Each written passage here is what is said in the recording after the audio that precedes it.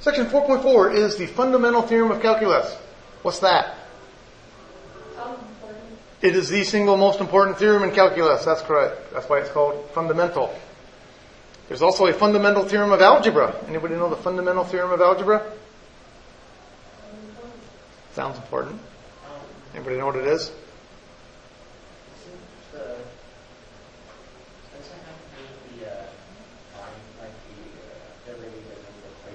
No. The fundamental theorem of algebra says if you have a polynomial of degree 5, how many answers does it have? 5. Some of them might be real, some of them might be complex, and some of them might repeat. Like you might have x equals 2 and x equals 2 times. That's the fundamental theorem of algebra. If you have a polynomial of degree 10, how many answers does it have? 10. Some of them might be real, some of them might be complex, and some of them might repeat. The fundamental theorem of calculus says this.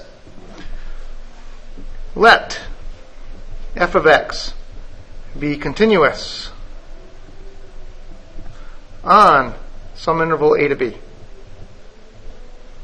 And let capital F of x be any antiderivative of little f of x. Why do I say any antiderivative? Why don't I say the antiderivative? Because there are an infinite number of correct antiderivatives, aren't there? Which one do you pick? Any one you like. Doesn't matter which one. It'll always work. Then, the integral from a to b of f of x dx is capital F of b minus capital F of a.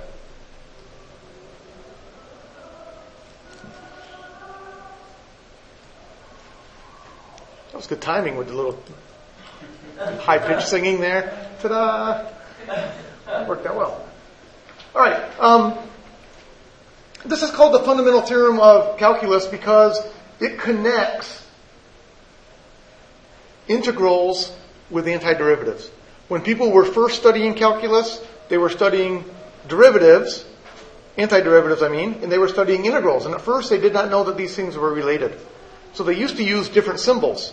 They used one symbol for antiderivative, they used one symbol for integral. Later on, when, I forget who's proved this one first, don't remember. Later on, it was learned that these two things are very strongly connected, and that's when we started using the same symbol. Alright, so how is this going to make your life easy? Integral from 1 to 2 of x squared plus 4 dx. Back in section 4.2, what would you have to do to evaluate this integral? Nope, you wouldn't have to separate it. You would have to build some rectangles and add up all the areas, and then what would you have to do? Build more and more rectangles. How many rectangles? An infinite. And how long did those problems take? Quite a while, right? Here's what we do now. Give me an antiderivative of x squared plus 4. 1/3 x cubed plus 4x. Oh, do you want a plus c on the end? We can use any antiderivative that you want. So we could use c to be 0. That would be nice. Do we want to use a different number? Let's leave it as 0. Okay. And then typically what we do is we put a bar over here, and we put a 1 and we put a 2. And what this bar means, this is an indication of plug the numbers in. So this bar means plug the top number in first, plug the bottom number in second, and then subtract your two answers. So I plug 2 in. When I plug 2 in, I get 8/3 plus 8. Minus, I plug 1 in, I get 1/3 plus 4.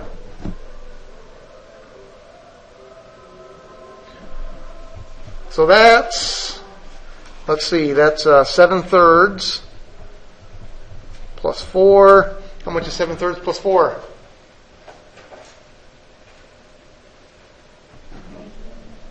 19/3. There's your answer. Is that a little bit easier than building infinite number of rectangles and adding them all up?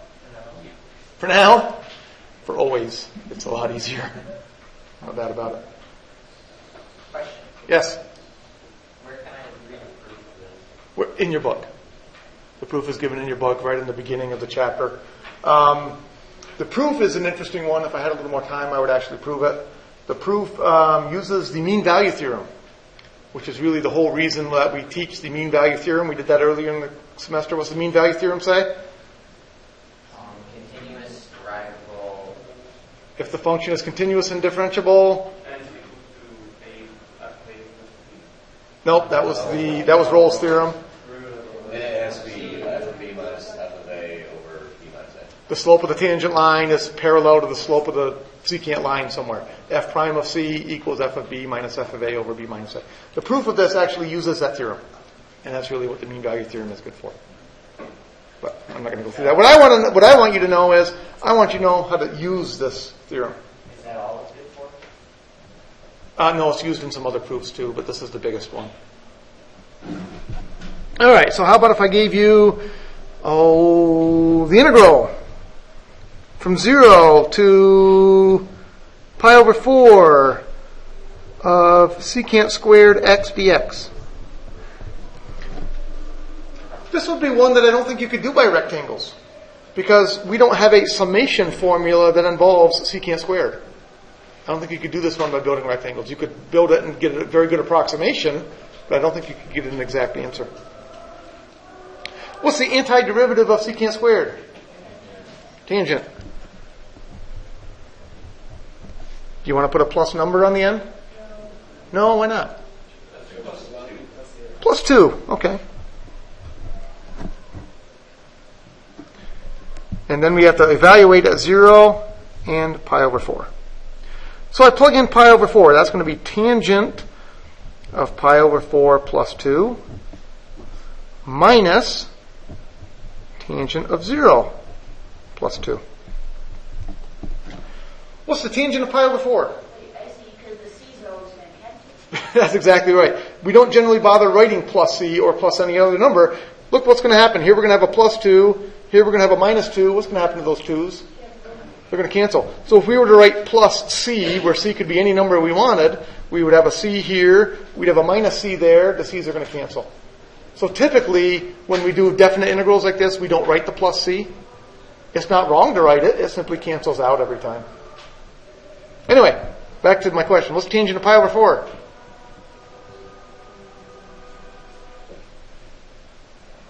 It's a nice number.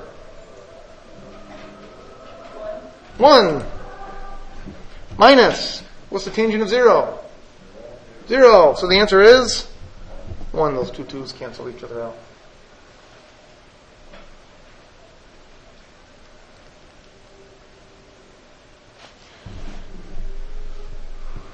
What's the antiderivative? What's the integral? I don't know. 1 to 9 of x plus 2 over the square root of x.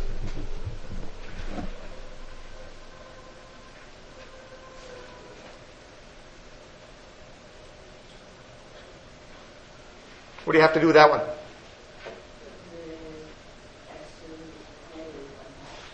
Okay, we need to write it as the integral from 1 to 9 of x plus 2 times x to the negative 1/2. Because for antiderivatives, we do not have a quotient rule. And then I have to distribute because for antiderivatives, I do not have a product rule either. I don't have any rules. The only rule I have really is the power rule. So that's the integral from 1 to 9 of x to the 1/2 plus 2x to the minus 1/2 dx. What's the antiderivative of x to the 1/2?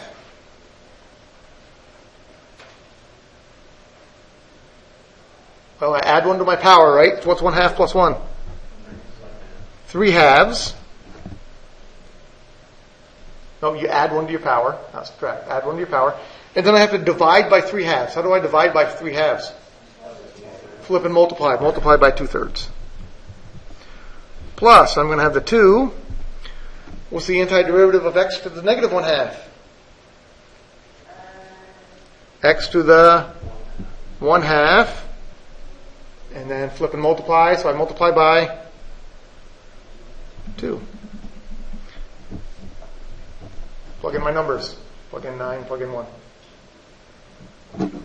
Looks like my answer is 2/3 times 9 to the 3/2 plus 4 times 9 to the 1/2 minus 2/3 plus 4. Because 1 to any power is 1. So 1 to the 3/2 gives me a 1. 1 to the 1/2 gives me a 1. How much is 9 to the 3/2?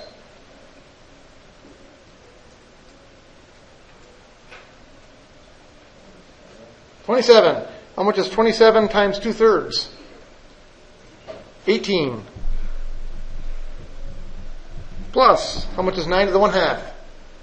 3. 4 times 3 is 12. Minus 2/3 minus 4. 18 plus 12 is 30. 30 minus 4 is 26. 26 minus 2/3. 25 1/3. So, we allowed to write mixed numbers in here? I've had other math classes where they didn't like writing down 25 1/3. If I write mixed numbers, I guess it's okay for you to write mixed numbers. Sure, I don't care. I've heard other students tell me, my teacher won't let me leave my answer as an improper fraction. I always have to write it as a mixed number. I don't care. I like mixed numbers. I like improper fractions. You just like the right answer? I like the right answer. What I'm not a big fan of is decimals. Why not? Round it. Because people will round it off. Well, can't you put the bar over it? You can put the bar over it if you want. That's okay. So if you were to write this as 25.3 bar, then I'd be happy. But what I see a lot of people do is they'll take 2/3 and they'll write it as, they'll say, oh, that's about 0.667. And then they'll give me the answer from there. If you're going to use decimals, you may use decimals, but you may not round off. That's what the calculator does. Because that's what the calculator does, it rounds off. But you have these nice calculators. You shouldn't be using decimals anyway. You should be giving me fractions. How come? Because the calculator can convert everything to fractions for you. What do you mean by most of the time? Except they're crazy decimals.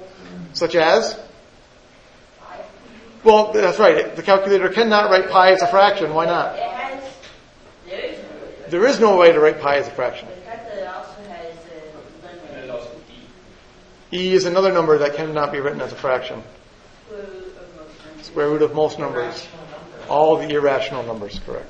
I mean, I noticed that the calculator also has a limit to, yeah, it's rational, but how far? I agree. The calculator does have a limit on, if you give it a decimal with like 15 decimals, it probably won't convert it to a fraction, even though it is a fraction of some sort. Yes? Is that like the square root of 2, like that very special number, like higher than that? Like square root of 2, square root of 3, like this, Yeah, they're important. All the irrational numbers are important.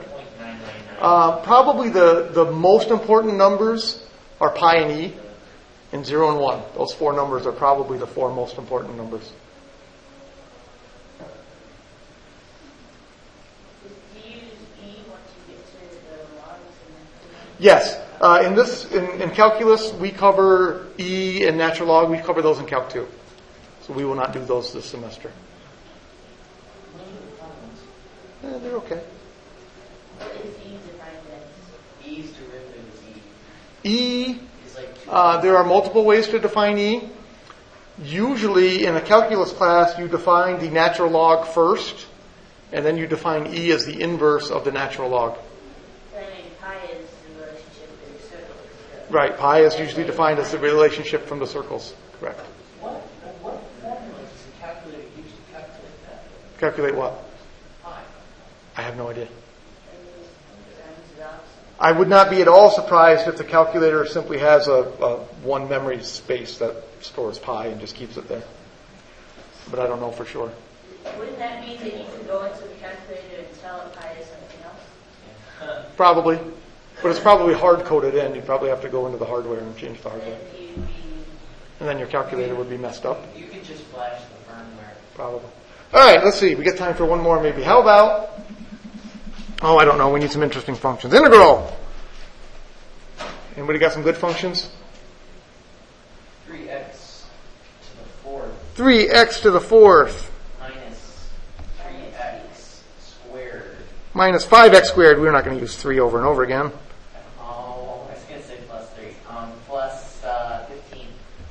Plus 15 cosine x. Okay. Yeah, throw something good in there. And then we need a couple of numbers. 2 and 25. 2 to 10. You guys are not going to be happy that you picked those numbers, but you picked them. All right, what's the inverse? What's the antiderivative of 3x to the fourth?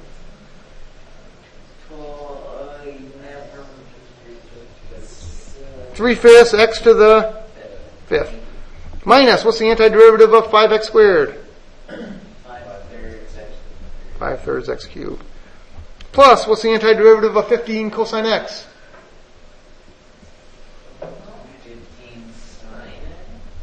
Positive sign or negative sign? Negative. Positive or negative?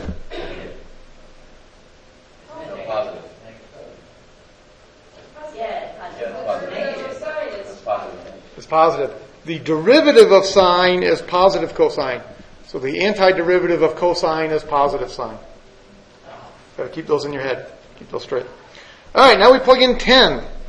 So that's going to be 3/5 times 10 to the fifth minus 5/3 10 cubed plus 15 sine 10 minus, plug in 2, 3/5 times 2 to the fifth minus 5/3 times 2 cubed plus 15 sine of 2. I think at this point I would grab my calculator. What's the inverse root? That is a correct answer, I would agree.